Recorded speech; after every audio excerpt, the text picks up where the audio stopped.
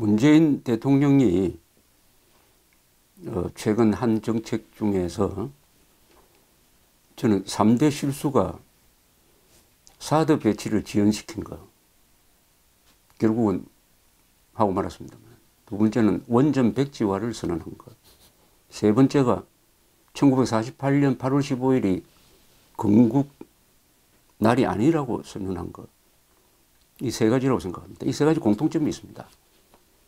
사실을 오인하거나 사실을 잘못 파악한 바탕에서 이런 중대 정책을 취한 것입니다.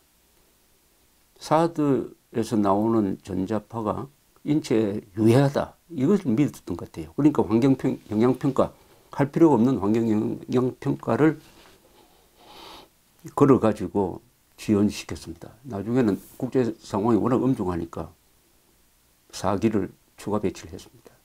그리고 세계에서 가장 안전하게 관리되는 한국의 원자력 발전소가 안전에 문제가 있다, 과거에 안전을 무시했다는 식으로 오판을 해가지고 원전 백지화라는 어마어마한 잘못된 정책을 지금 계속 추진을 하고 있습니다.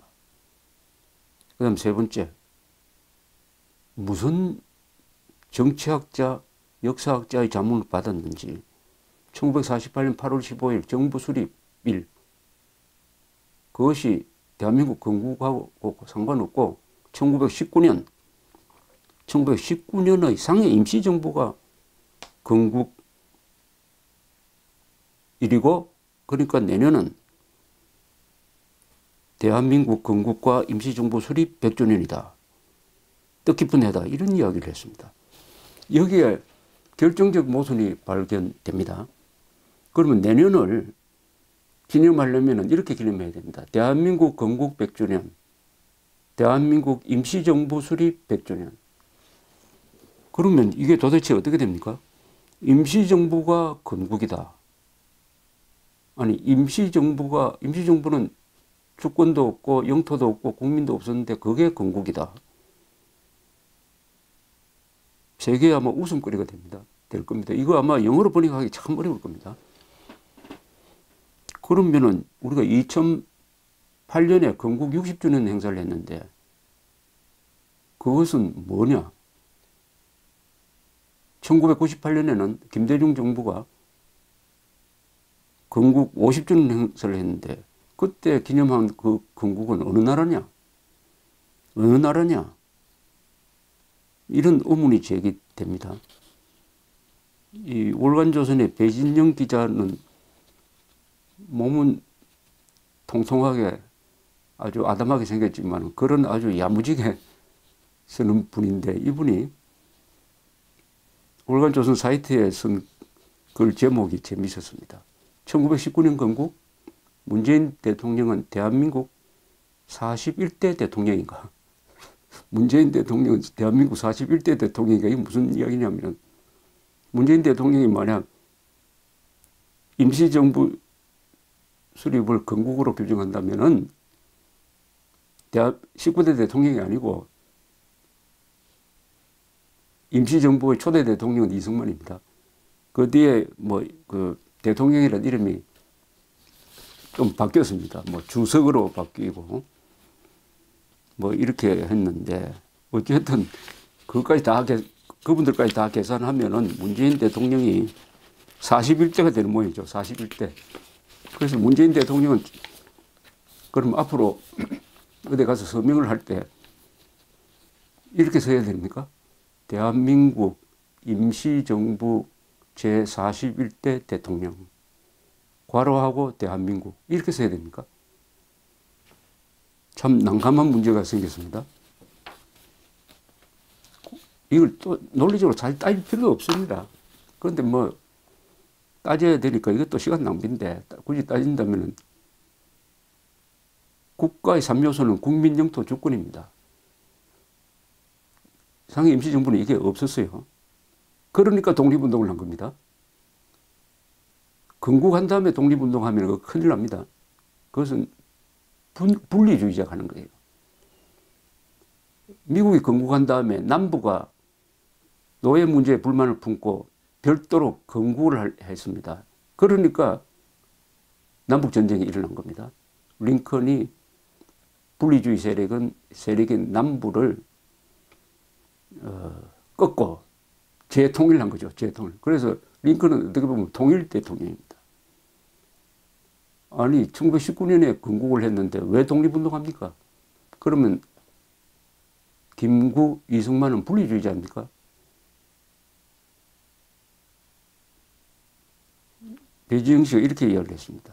1919년 3월 1일 건국됐다면 이 땅의 아들, 딸이 군함도의 징용으로 전선의 종군 위안부로 끌려갈 때 대한민국은 어디서 뭘 하고 있었나? 뭘 하고 있었습니까? 건국이 됐는데 왜 이런 수모를 당했죠?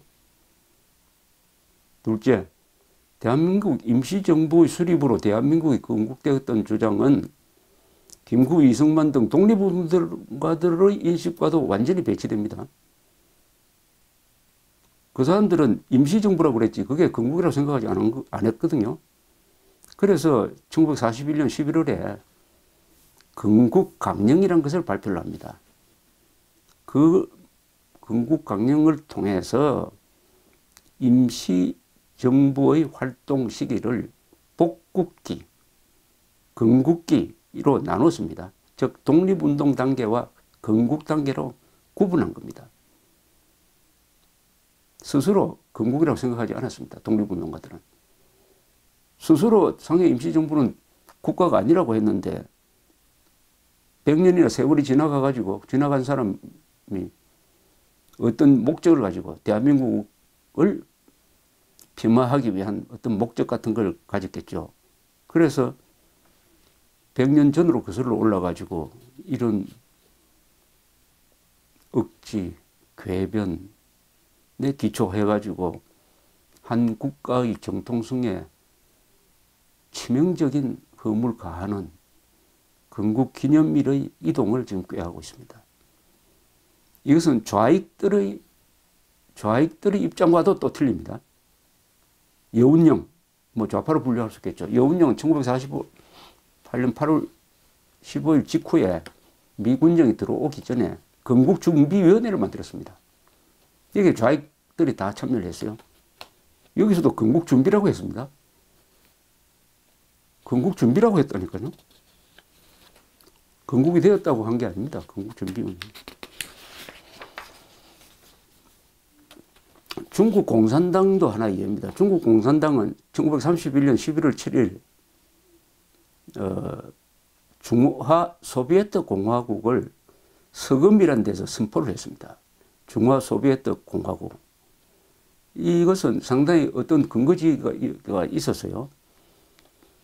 산서성이라든지 후난성, 후베이성, 허난성, 안후위성, 아류성이죠. 등등의 통치권을 확립을 하고 있었습니다. 그게 말하자면 혁명 근거지죠. 해방구죠. 실제로 통치기구가 있었어요. 그래서 중화소비에트 공화국, 임시정부보다는 훨씬 국가체제를 갖췄습니다. 그러나 중국은 이걸 건국기념일로 하지 않습니다. 1949년 10월 1일 중국을 완전히 다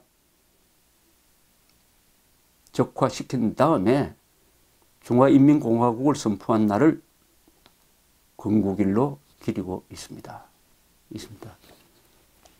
자, 그렇다면 문재인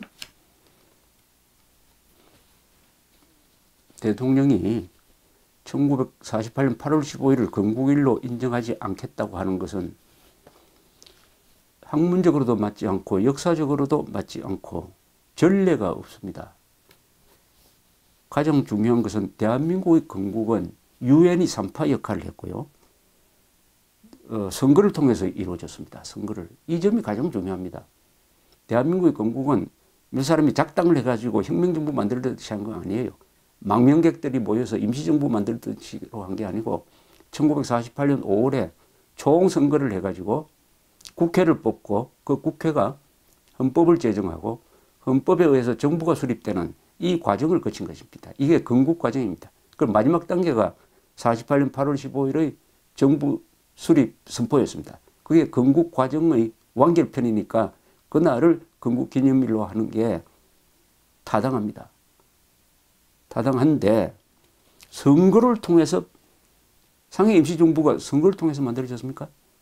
그런데 그 선거를 감시한 게 유엔입니다. 유엔이 선거를 감시해 보니까 공정하게 치러진 선거다. 90% 이상의 참정권이 발휘가 되었습니다. 투표율이 90%를 넘었습니다.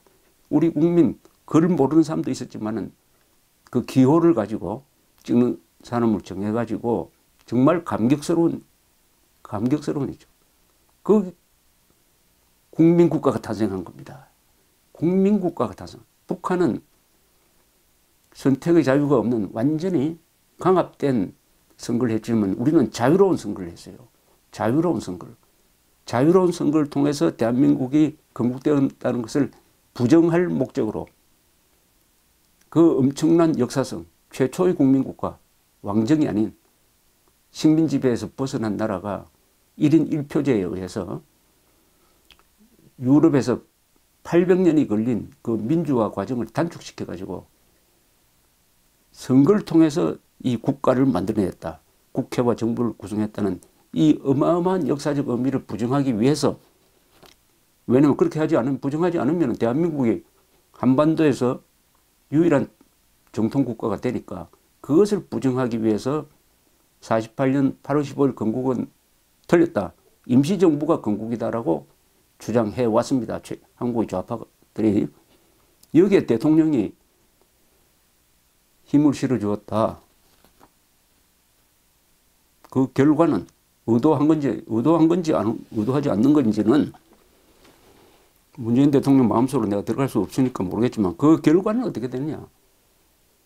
민족사의 정통성을 놓고 타협이 절대로 불가능한 총체적 권력 투쟁을 하고 있는 한반도 상황에서는 48년 8월 15일의 대한민국 건국을 부정하면은 자동적으로 조선민주주의 인민공화국이 정통성이 있는 나라다라고 해서 그쪽 손을 들어주게 됩니다. 대한민국 대통령이 그렇게 하면 되겠습니까? 문재인 대통령이 집권하자마자 교과서를, 한국사 교과서를 개혁해가지고 국정교과서로 만든 걸 폐지시켰습니다. 그 핵심 내용이 뭐냐? 좌편향 교과서가 조선민주주의 인민공화국 수립이라고 쓰고 대한민국 정부 수립이라고 함으로써 마치 북한 정권이 대한민국 위에 있는 것처럼 이렇게 기술한 것을 고친 게 국정교과서였어요. 그것을 폐지하고 과거로 돌아가라고 했으니까 그것과 48년 8월 15일 건국을 부정하는 것은 뭐 같은 맥락입니다. 같은 맥락. 그런데 광복절, 우리가 8월 15일을 광복절로 기리면서 1945년 8월 15일에 해방된 날을 광복절로 기리는 거, 이것도 잘못됐습니다. 광복이란 말은 뭐냐? 독립이란 뜻이고 건국이란 뜻입니다. 다 그런 뜻으로 썼어요. 그런데 또 광복절을 제정했을 때도 제1회 광복절, 그러니까 1949년 8월 15일, 49년 8월 15일은 대한민국 독립 1주년 기념일이었습니다. 즉 광복이란 말이 해방이 아니고 건국이란 말로 쓰였어요. 그러다가 중간에 이게 서로 오해가 생기고 어느덧 세월이 가는 바람에 여기 또 좌경적 언론, 정치권 이런 사람들이 개입하고 해가지고 어느새 광복 이꼴 해방이다, 건국이 아니다라는 식으로 의미가 완전히 바꿔치기 당해버렸습니다. 이것도 참 이 역사에서 가장 중요한 날을 이런 식으로 방치해온 데 대해서 정말 저도 부끄럽습니다. 그러니까 유엔이 감시해가지고 공정한 선거를 통해서 대한민국이 건국되었으므로 대한민국에 대해서는 유엔 회원국들이 국가로 인정을 합니다. 정부로 인정을 합니다. 축복 속에서, 유엔의 산파에 의해서 축복 속에서 탄생한 것이 대한민국이죠. 상해 임시정부가 누구한테 정부 국가 인정을 받았습니까? 국제사회에서 인정해주지 않는 국가는 국가가 아닙니다. 그래서 본론으로 원래 취지로 들어가면은 문재인 대통령은 대답을 해야 됩니다. 1919년에 대한민국이 건국됐다고 하면은 문재인 대통령은 대한민국 19대 대통령이 아닙니다. 이 보니까 이승만, 박은식은 대통령이라 불렸고 그 뒤에는 국무령이라는 직책이 원수 역할을 하다가 나중에는 주석으로 이름을 바꿨구만요. 어쨌든 대통령, 국무령, 주석 이걸 다 합치면은 그걸 계산에 넣으면은 문재인 대통령은 대한민국 임시정부 41대 대통령이 됩니다. 임정 41대 대통령이냐 대한민국 19대 대통령이냐는 질문에 이 배진영 기자의 질문에 대한민국의 청와대는 답변할 의무가 있다고 생각합니다. 감사합니다.